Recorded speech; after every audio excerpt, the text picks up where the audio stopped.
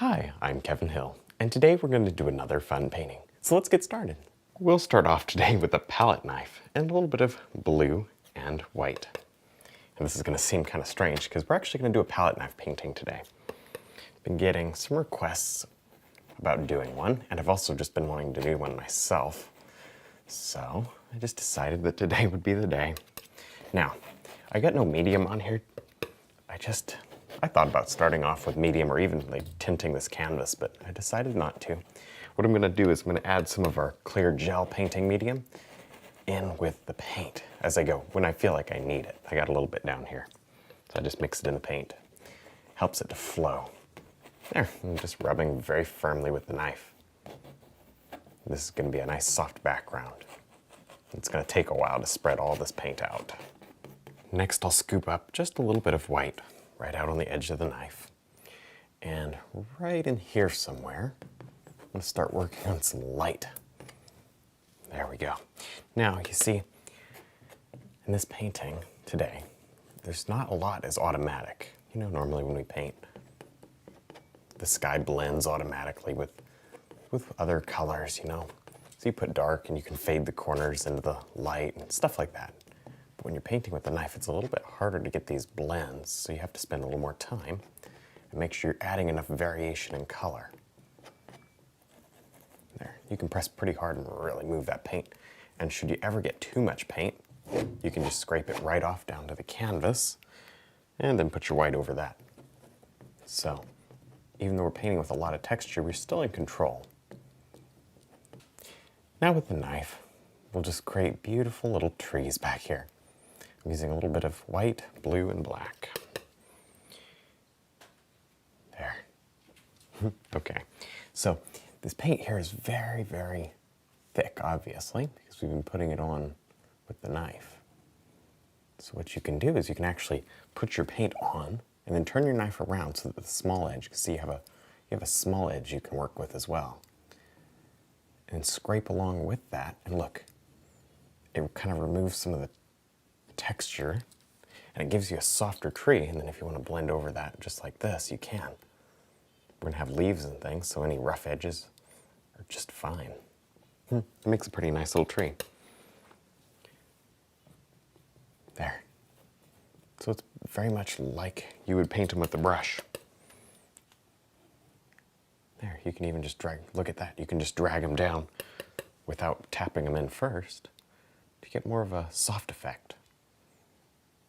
There, very fun. I like this. This is different. And I like showing you different things and different ways to have fun with painting. But even though we're painting with the knife, I don't want to give up the detail.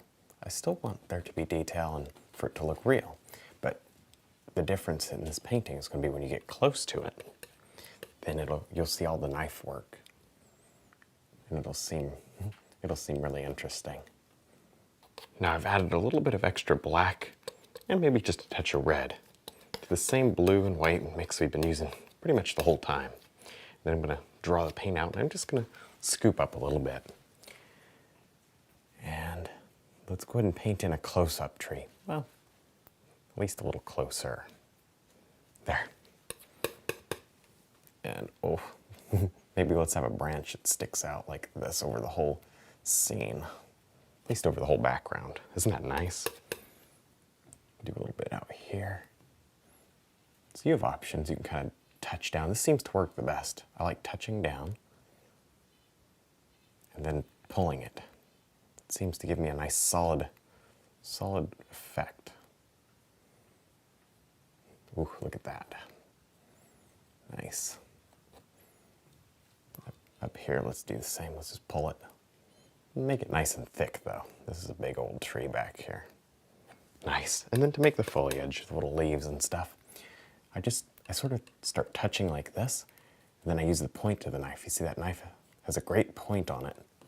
So in this one knife, you actually have a lot of different uses. You can use just about every little bit of it. And I like to give it a little bit of just a flick, like we do with the filbert brush when we create distant leaves. There we go. Doesn't it make nice little leaves?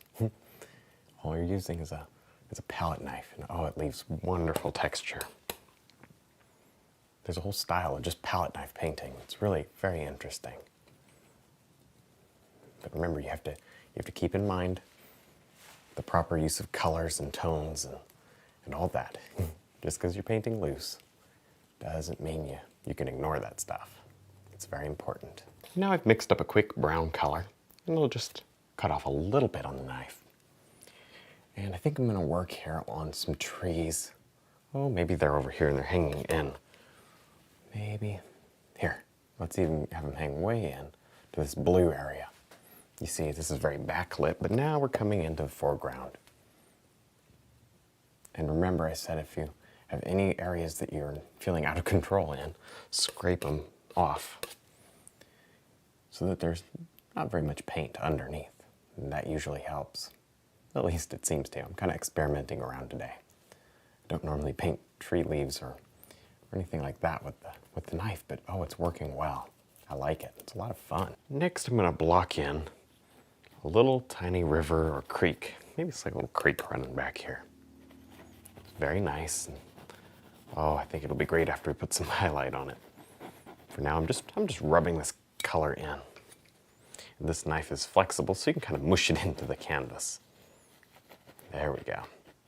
And then we got a very straight line here, which I don't like. So for starters, I'm going to come in here and just sort of rough it up, and then we'll bring some rocks over. So no worries. There. Next, I'll cut off a nice big amount of black and green. Just scoop it right up on the knife. And I'm going to go ahead and drop in another tree. I'm just going to do it the same as we've been doing all the other trees. It's really not so hard. Use the tip of the knife because it has that beautiful point. Now there's a few ways you can do this. You can either go like this, watch. You can kind of hold the knife loosely and kind of break the leaves over like this. You see that? That gives you a kind of a leaf texture. Or you can angle the knife up and randomly sort of stab at it. Give it a little flick. And that also creates nice leaves. Just depends on what you want to do. Or however you're most comfortable using the knife. There. It really is this is a great painting to do because it'll give you practice with the knife. You become very familiar with it and you'll know how to make all sorts of beautiful effects. Now, as you can see, I've mixed up a few colors of paint here. I've got a white with a little bit of red, and I've got just a plain white and then some white with blue. So I'll take the white with blue first. And I'm going to start highlighting this water back here. In my mind, this is kind of a moving stream. So I'm going to kind of touch and pull down. And this gives me some ripples and such. Pretty easy. Not too difficult, really. There we go. You can brush it if you want to. Just gives you a different look. Brush it. I really mean rub back and forth. There we go. This is hitting rocks and, oh, it's making big splashes. Put some of this pure white right out on the top. Look at that. Gives it some extra detail. And you're never going to get your water as smooth as you would with a brush. But what I did was I just took my knife and I just pulled straight down. And I wiped it, and I pulled straight down, and I wiped it. And that kind of blends it. See that? So you can actually put a bit of a highlight here in the middle just by doing this. Then paint right over it with your ripples. Now with some black, blue, and white, let's go ahead and begin to block in some big rocks here. Maybe this is like a big patch of boulders or something. Maybe not boulders. Maybe like small river rocks or something like that. I don't know. We'll figure it out as we go along here, because when you're painting rocks, it's usually the case that you're very loose and you kind of work with whatever shapes happen naturally. As long as there's no symmetrical patterns, I tend to just leave however the paint goes on the canvas. I tend to just leave it alone. Let it work for me instead of fighting it. There. Dropping some rocks in on this side, although I want them to be softer. maybe a bit that sticks out like that. Now with just the point of the knife, I'm going to drop in some beautiful highlight onto these rocks.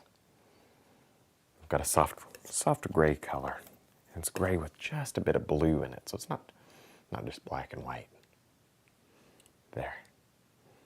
Just putting in these beautiful rock shapes. I'm just using the point because I don't want a big rock, I just want small rocks.